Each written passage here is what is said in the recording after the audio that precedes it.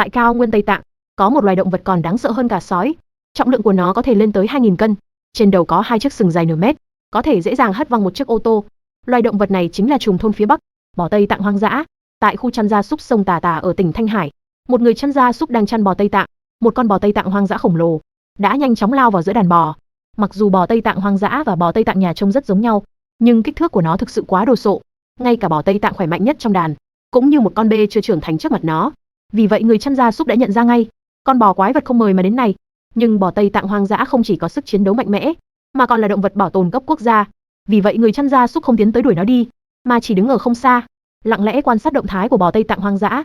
Chỉ thấy con bò Tây Tạng hoang dã này, sau khi dồn đàn bò lên núi, nó bắt đầu đuổi theo bò cái Tây Tạng, làm rối lên.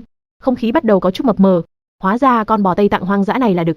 Lý do nó xuống núi là để tìm bò cái để giao phối. Đối mặt với con quái thú to gấp 2-3 lần mình, bò đực Tây Tạng nhà không dám thở một hơi, trốn ở một bên trở thành kẻ nhát gan. Còn bò cái Tây Tạng cũng chỉ biết ngoan ngoãn chịu thua. Trong người dân tộc Tạng có câu, phía Nam hung dữ nhất là hổ, phía Bắc hung dữ nhất là bò Tây Tạng hoang dã. Câu nói này không hề phóng đại chút nào. Bò Tây Tạng hoang dã còn được gọi là rách, là ông hoàng trong số động vật họ bò còn tồn tại hiện nay. Bò đực Tây Tạng hoang dã trưởng thành có chiều dài vượt quá 2 mét, trọng lượng có thể đạt trên 1 tấn, kèm theo đó là cơ bắp vạm vỡ và hai cái sừng to nhô ra phía trước, nhìn thì thấy uy phong lẫm liệt. Nếu nói hổ có uy phong, thì bò Tây Tạng hoang dã có khí thế mà người ta không dám can thiệp. Bò Tây Tạng hoang dã chủ yếu sống ở khu vực cao nguyên Tây Tạng có độ cao từ 3.000 đến 6.000 mét. Vai, hông và phần bụng dưới của chúng đều có một lớp lông dài và dày đặc, có chiều dài lên đến 40 cm, trông giống như đang khoác một lớp sa tanh đen. Khi chạy lại như một chiếc áo choàng, càng làm cho chúng trông oai phong lẫm liệt. Và lớp sa tanh đen này có thể giúp chúng chống lại cái lạnh khắc nghiệt trên cao nguyên. Bò Tây Tạng hoang dã là động vật sống theo bầy đàn, ít thì vài con, nhiều thì lên đến hàng trăm con tạo thành một bầy. Trong bầy đàn, bò cái và bê thường ở vị trí trung tâm, bò đực thì đứng xung quanh cảnh giác. Bò Tây Tạng hoang dã tính vốn hiếu chiến, gặp chuyện thường thích giải quyết bằng cách đánh nhau. Trong việc sinh sản cũng vậy, từ tháng 9 đến tháng 11 hàng năm, đây là mùa sinh sản của bò Tây Tạng hoang dã. Lúc này, bò đực Tây Tạng hoang dã sẽ phát ra những tiếng kêu gọi bạn tình mạnh mẽ. Chúng cũng trở nên cực kỳ hung dữ. Để thu hút bạn tình, bò đực Tây Tạng sẽ tiến hành những cuộc đấu tranh dữ dội với nhau. Một khi đã bắt đầu chiến đấu, rất khó để dừng lại. Dù đã bị thương tích đầy mình, chúng cũng sẽ không dễ dàng từ bỏ. Dù sao đi nữa, bò đực thắng trận có thể nhận được vài con, thậm chí là hàng chục con bò cái. Trong khi đó, bò thua phải rời khỏi bầy đàn, chúng lang thang một mình khắp nơi.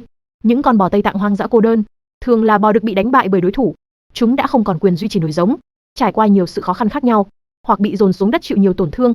Vì vậy, tính cách của chúng khó tránh khỏi việc trở nên cực đoan. Nếu gặp chúng, tuyệt đối đừng tiếp cận và nói chuyện. Và để giải tỏa những ham muốn, một số bò đực Tây Tạng sẽ tìm kiếm con đường mới, quyết định xuống núi để cướp các con bò cái. Bò đực Tây Tạng hoang dã sẽ dùng sừng to lớn đẩy vào bò cái Tây Tạng nhà, đưa 2 đến 3 con bò cái Tây Tạng nhà bị cưỡng ép lên núi. Đối với hành động lưu manh này, những người chăn gia súc ban đầu rất ghét.